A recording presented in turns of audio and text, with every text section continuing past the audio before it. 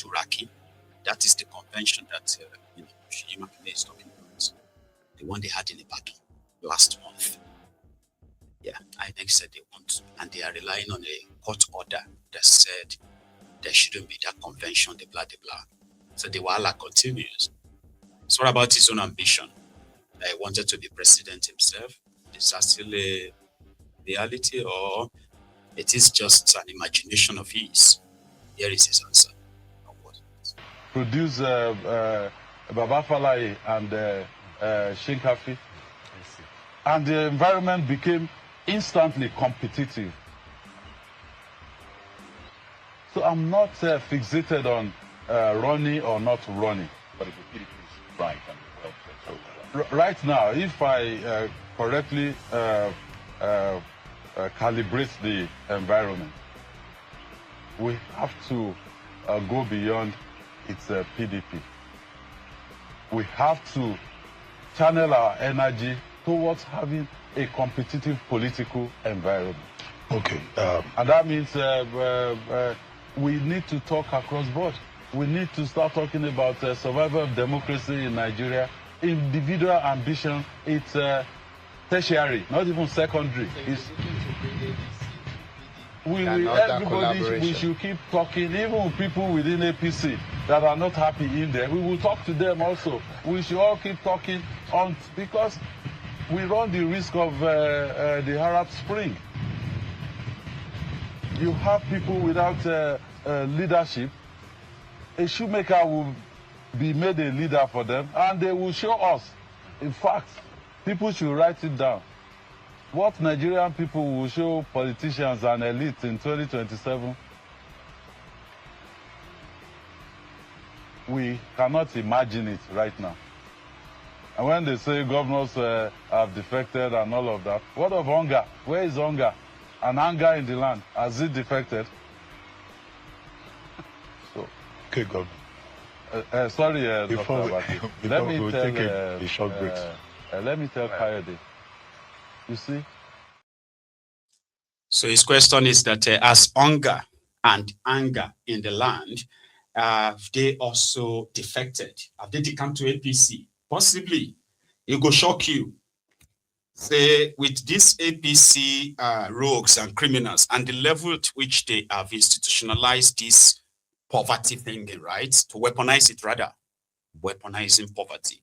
You will be shocked that the anger has a price. It's sad.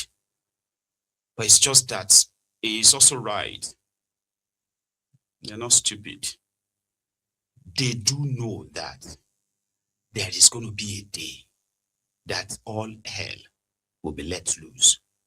And some of them will be caught in the whole chaos that will ensue. They probably imagine it's them, like talk about it themselves. And they've been making provisions to escape any of such, or getting caught in such a chaos they've created in that country. Fake propaganda and the rest of that they are pushing, they are not enough. There's this say, somebody actually, it's Frank Dunga. You remember Frank Dunga? Don't worry, you don't have to, right? Frank Dunga is this comedian, like, in Nigeria.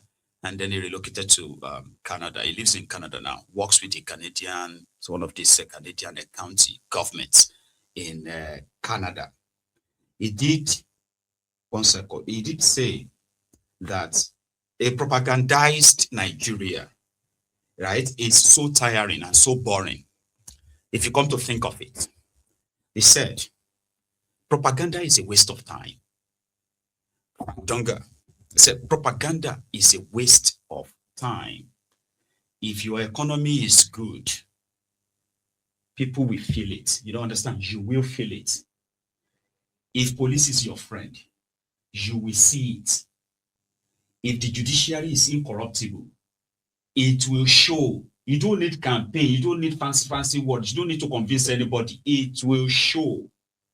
If your leaders are good, you will know. And finally, he said everyone will know, right? He said everyone will know. Therefore, sycophancy is not patriotism. You know what Nigerians does? sycophants, hypocrites, because they would rather want you to pretend. You know what the Yoruba called hiding the your injured hand under the cloth, okay, and hoping that that's it. You know, it's fine. You know, nobody's seeing it anyway. I'm just keeping the pain inside. That should be enough. You know, like lying, propaganda is that this, you call that patriotism. People were complaining about the killings in Nigeria, right? These mofos are now trying to blame them for the visa restriction on Nigeria. They are actually hoping that people will just keep quiet about the killings, as it's been going on for years, right? That let's just keep quiet and pray, hoping that the rest of the world actually knows nothing about what is going on in that contraption, because they've been so propagandized enough that they called it patriotism by pretending that everything is not that bad. No, it's not that bad. It's just that, you know, we should be saying good thing about our country. So propaganda is not, what do you call it? It is not progress. Lies, falsification of figures and the rest of it, they are not progress, okay? Because sooner or later, the reality will set in. And by then, the certain is that the lives are going to be involved. Lababs, Mary, happy compliment of the season to you and to Oluri. I hope she's there, right? And then a just reason. Well, thank you so much, everyone, for joining us, okay? But let's go to something again.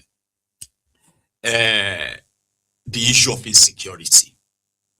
Well, it's not new, right?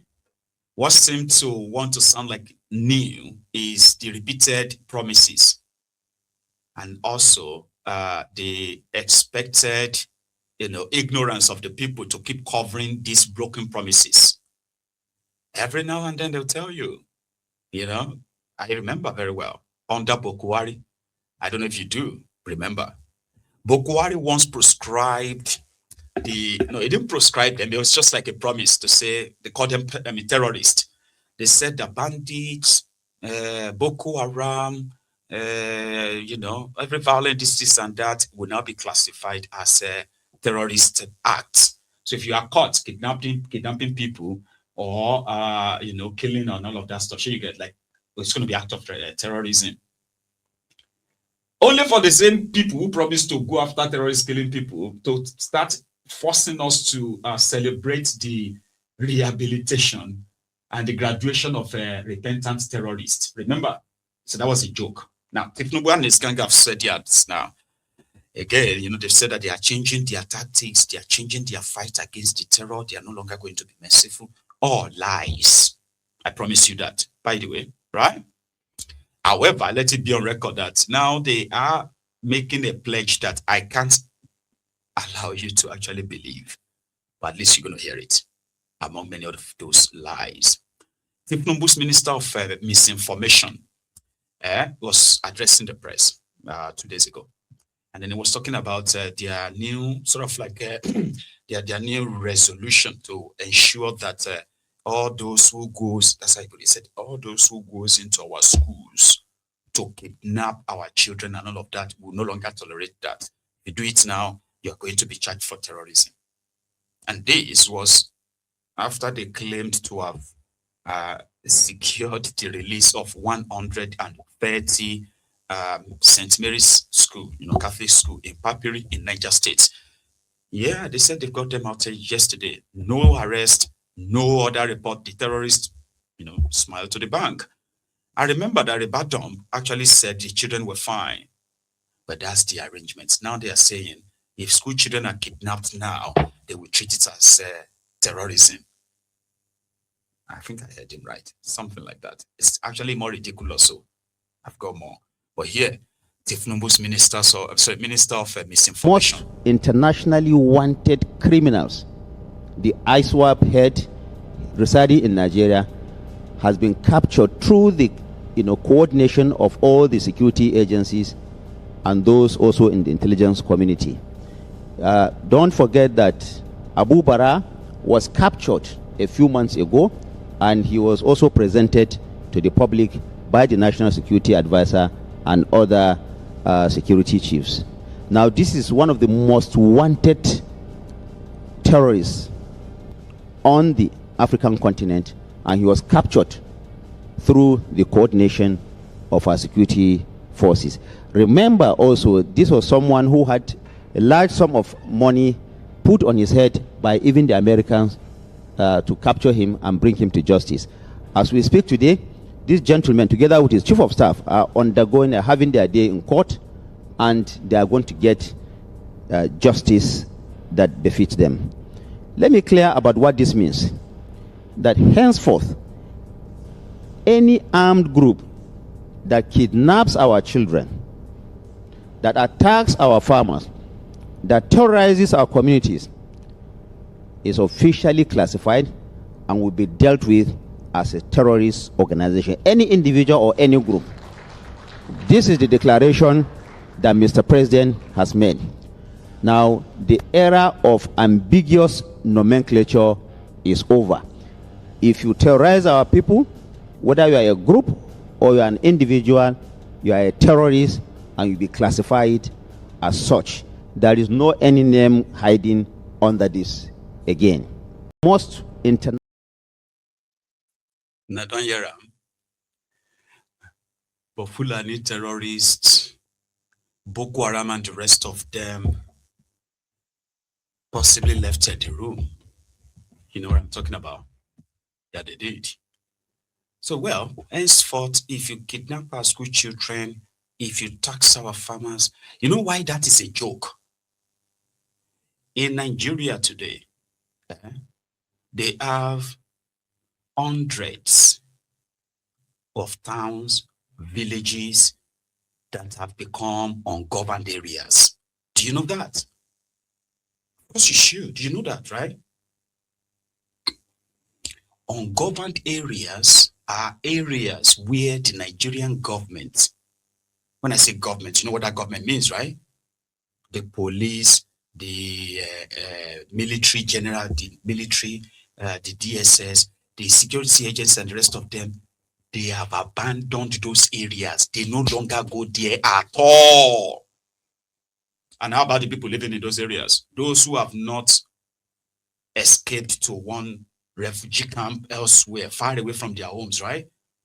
Those who are too old to go anywhere, they remained as slaves. Yeah, slaves to these terrorists. I mean, they are actually paying taxes. You understand that, right? Like there is evidence of that everywhere. Terrorists are issuing tax receipts to these Nigerians trapped in these areas called ungoverned areas. Nobody even they go there at all. Inside Nigeria, under this APC, so those are the areas that they should start liberating, don't you think? I mean, they go to those areas, liberate those people, ensure that they no longer pay taxes to these terrorists.